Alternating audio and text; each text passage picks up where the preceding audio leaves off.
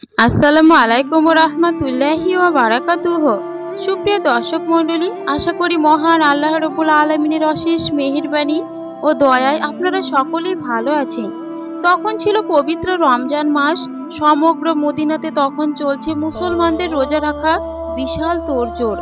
আল্লাহর মনোনীত বিধান অনুপাতে আজ হযরত আলী রাদিয়াল্লাহু তাআলা আনহু, ওনার স্ত্রী হযরত ফাতেমা রাদিয়াল্লাহু তাআলা আনহা এবং হযরত হাসান এবং হযরত হোসেন রাদিয়াল্লাহু তাআলা আনহু পর্যন্ত রোজা রেখেছেন। সারাটা দিন নানা ধরনের ব্যস্ততায় ওনাদের দিন অতিবাহিত হয়ে গেল। যখন বিকেল গড়িয়ে সূর্যাস্ত হবার উপক্রম হলো, তখন হযরত ফাতেমা রাদিয়াল্লাহু তাআলা আনহা ঘরে গেলেন এবং যত আটা মজুদ ছিল তা দিয়ে তিনি 4টে আটার রুটি তৈরি করলেন এবং একটি রুটি হযরত আলী রাদিয়াল্লাহু তাআলা আনহুকে প্রদান করলেন এবং অপর দুটি রুটি ওনার ছেলে হাসান এবং হযরত হোসেন রাদিয়াল্লাহু তাআলা আনহুকে প্রদান করলেন এবং অপর একটি রুটি তিনি নিজের জন্য রেখে দিলেন। যখন মসজিদে হযরত বেলাল রাদিয়াল্লাহু তাআলা আনহু সুমধুর কণ্ঠে আজান দিলেন, তখন হযরত আলী রাদিয়াল্লাহু তাআলা আনহুর পরিবারের সকলে নিজেদের বণ্টিত রুটি দিয়ে ইফতারি শুরু করলেন। যখন হযরত ফাতিমা রাদিয়াল্লাহু তাআলা আনহা ওনার ভাগের অর্ধেক রুটি খেয়ে সমাপ্ত করলেন, তখন বাকি অর্ধেক রুটি তিনি ওনার আঁচলে বেঁধে ফেললেন।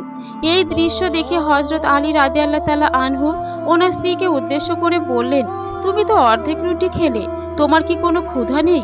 হযরত হাসান এবং হোসেন রাদিয়াল্লাহু তাআলা আনহু এই দৃশ্য দেখে ওনাদের মাকে একই প্রশ্ন করলেন। তখন জবাবে হযরত ফাতিমা রাদিয়াল্লাহু তাআলা আনহা বললেন, যখন আমি রুটি খাচ্ছিলাম তখন হঠাৎ করে আমার আব্বাজানের কথা মনে পড়ে গেল। যদিও এখানে আমরা বসে বসে ইফতার করছি, এমনও তো হতে পারে যে অন্যদিকে আমার আব্বাজান না খেয়ে আছে। একটা মেয়ে তার আব্বাজানকে অভুক্ত রেখে কিভাবে পেট ভরে খেতে পারে বলো? এই কথা বলে হযরত ফাতেমা রাদিয়াল্লাহু তাআলা আনহা আমাদের নবী সাল্লাল্লাহু আলাইহি সাল্লামের ঘরের উদ্দেশ্যে রওনা দিলেন।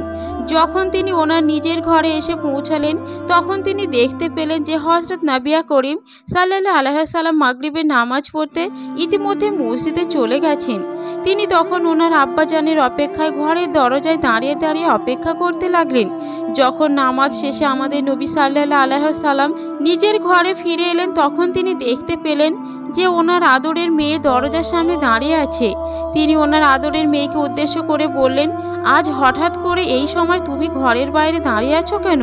এরপর নবী করিম সাল্লাল্লাহু আলাইহি সাল্লাম ওনার মেয়েকে নিয়ে ঘরে ঢুকলেন। তখন ফাতেমা রাদিয়াল্লাহু তাআলা আনহা রাসূলকে উদ্দেশ্য করে বললেন, আজ যখন আমি ইফতার করছিলাম তখন আপনার কথা আমার খুব মনে পড়ছিল, তাই আমি আমার খাবারের অর্ধেক আপনার জন্য নিয়ে এসেছি। এই কথা শুনে দয়ার নবী দু চোখের পানি ছেড়ে দিয়ে বললেন, মা, তুমি আজ আমার জন্য খাবার নিয়ে এসে অনেক উপকার করেছো। আজ যদি তুমি আমার জন্য খাবার না নিয়ে আসতে, আজ চতুর্থ দিনের মতো আমাকে অভুক্ত থাকতে হতো। নবীর মুখে এমন কথা শুনে হযরত ফাতিমা রাদিয়াল্লাহু তাআলা আনহার দু চোখ অশ্রুসিক্ত হয়ে গেল। তিনি ওনার আঁচল থেকে সেই অর্ধেক রুটির টুকরো বের করে তা ছিঁড়ে ছিঁড়ে আমাদের নবীকে খাওয়াতে লাগলেন এবং অশ্রুসিক্ত কণ্ঠে আমাদের নবীকে বললেন, আব্বাজান, আজ হয়তো আপনি আমার বদৌলতে কিছু খেতে পেলেন, কিন্তু কাল কি হবে? কাল কি আপনি খাবার জন্য কিছু পাবেন? কাল আমাদের বা কি হবে? আমরা তো এটাও জানি না যে কাল আমরা কিছু খাবো কিনা। এই কথা শুনে আমাদের নবী ওনার আদরের মেয়েকে উদ্দেশ্য করে বললেন, মা, বেশি বেশি ধৈর্য ধারণ করো, কারণ আমাদের এই ধৈর্যের কারণ আল্লাহ তাআলা আমার দুর্বল উম্মতের গুনাহ সমূহকে ক্ষমা করে দেবেন। প্রিয় বন্ধুরা, এই ছিল ওনার আদরের উম্মতকে বাঁচানোর জন্য আমাদের প্রিয় নবীর প্রচেষ্টা। উনি 3 দিন যাবৎ না খেয়ে আছেন, কিন্তু তিনি বিন্দুমাত্র কষ্ট পাননি। তিনি চেয়েছেন যে ওনার কষ্টের কারণে যাতে আমাদের গুনাহ সমূহকে ক্ষমা করে দেওয়া হয়। ওনারা ইফতার করার জন্য অতি যৎসামান্য খাবার খেয়েছেন, অথচ যদি আমরা আমাদের দিকে লক্ষ্য করি তাহলে আমরা দেখতে পাই যে আমরা যা খাই তার চাইতে বেশি অপচয় করি। আমাদের উচিত যতটুকু আমাদের সাধ্যে কোলায় ততটুকু খাবার আমাদের গ্রহণ করা।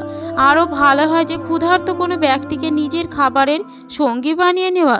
আল্লাহ তাআলা আমাদের সকলকে বোঝার তৌফিক দান করুন এবং অপচয় করা থেকে আমাদের সকলকে রক্ষা করুন। আমিন।